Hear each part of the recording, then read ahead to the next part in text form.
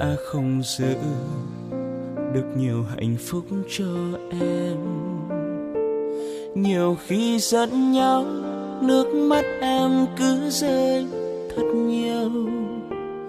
Anh xin lỗi em, hãy tha thứ cho anh lần này.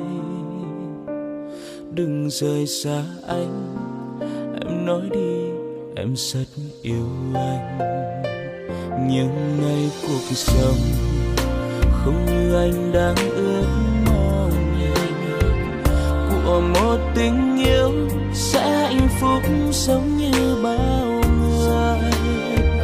Một người yêu em đắm say, một người bên em mỗi khi. Mà giờ đây nước mắt anh đã rơi rồi. Thật ra anh đâu có muốn chia tay như vậy. Người yêu em ơi, anh lại nhớ em đang ở đâu. Bàn tay nhỏ bé, khuôn mặt ấy sao lại đổi thay để anh nơi này.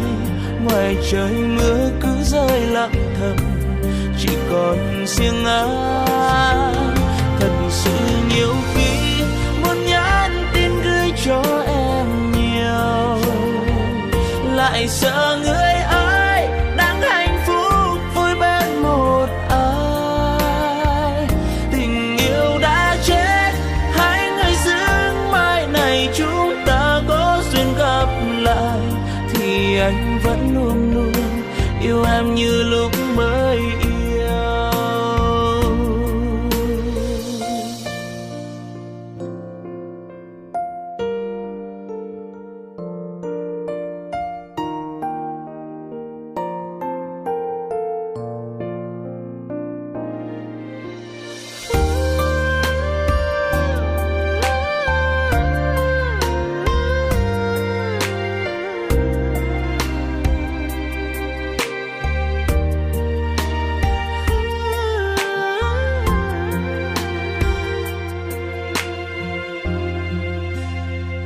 Anh đã không giữ được nhiều hạnh phúc cho em.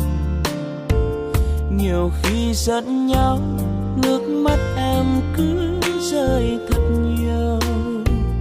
Anh xin lỗi em, hãy tha thứ cho anh lần này. Đừng rời xa anh, em nói đi, em rất yêu anh.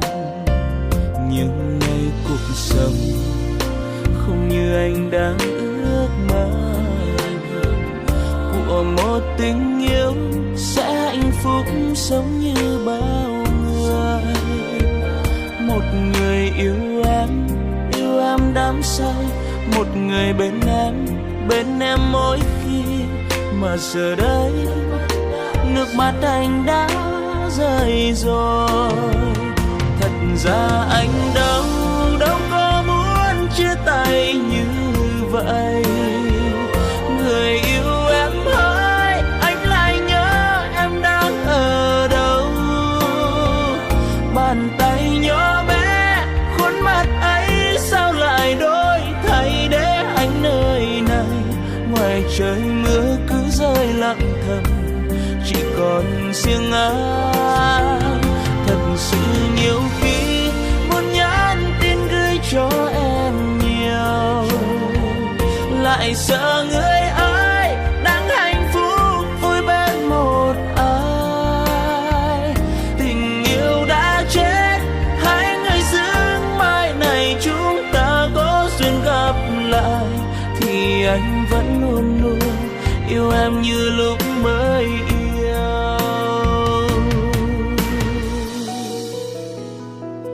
Thật ra anh đâu có muốn chia tay như vậy. Người yêu em ơi, anh lại nhớ em đang ở đâu. Bàn tay nhỏ bé, khuôn mặt ấy sao lại đổi thay để anh nơi này. Ngoài trời mưa cứ rơi lặng thầm, chỉ còn riêng anh.